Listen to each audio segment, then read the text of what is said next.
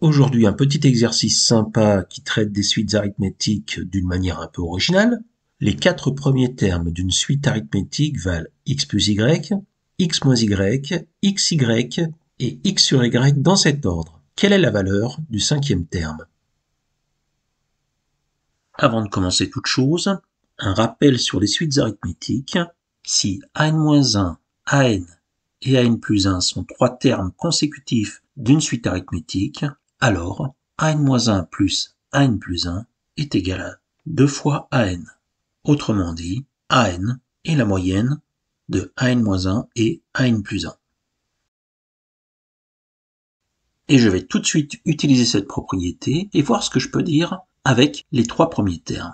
X plus y, x moins y et xy étant les valeurs respectives de 3 termes consécutifs d'une suite arithmétique, la somme de x plus y et xy est égale à 2 fois le terme du milieu, c'est-à-dire x moins y. Et de même, on va avoir x moins y, le deuxième terme, plus x sur y, le quatrième terme, est égal à 2 fois xy, le troisième terme. Nous allons donc être amenés à résoudre un système de 2 équations en x et y, et je vais opérer par substitution. Pour ça déjà, je vais simplifier la première ligne, et je vais commencer par développer. J'obtiens x plus y plus xy est égal à 2x moins 2y, et la deuxième ligne, je n'y touche pas. Maintenant, tout ce qui peut comporter des x, je le passe à gauche, et tout ce qui est en y, je le passe à droite. J'obtiens que moins x plus xy est égal à moins 3y, et la seconde ligne, je n'y touche pas. Je peux alors factoriser l'expression de gauche de la première équation. X facteur de y moins 1 est égal à moins 3y.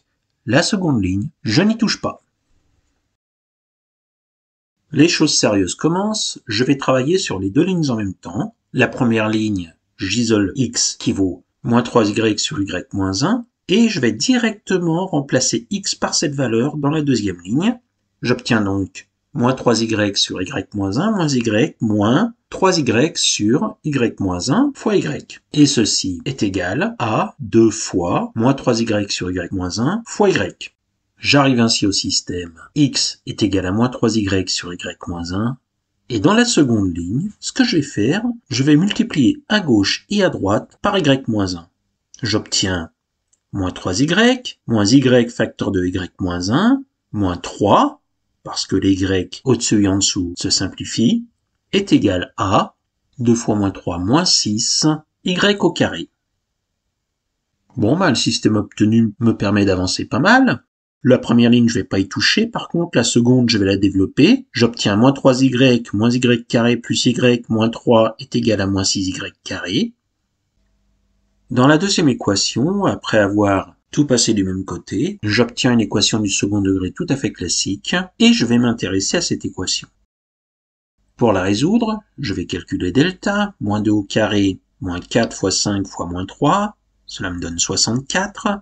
On a donc deux racines distinctes, y1 qui vaut moins b moins racine de delta sur 2a, 2 moins 8 sur 10, moins 3 cinquièmes, et la seconde racine, y2, moins b plus racine de delta sur 2a, 2 plus 8 sur 10, 1. Et là, je me rends compte que cette valeur est impossible parce que elle annule le dénominateur de x. Gy, il me faut calculer x. Je remplace le y dans l'expression de x par moins 3 cinquièmes. X vaut donc moins 3 fois moins 3 cinquièmes divisé par moins 3 cinquièmes moins 1. Moins 3 fois moins 3 cinquièmes vaut 9 cinquièmes.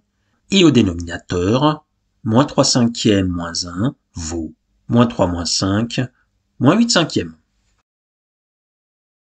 Nous nous retrouvons finalement avec une unique valeur de x qui vaut moins 9 huitièmes et une unique valeur de y qui vaut moins 3 cinquièmes.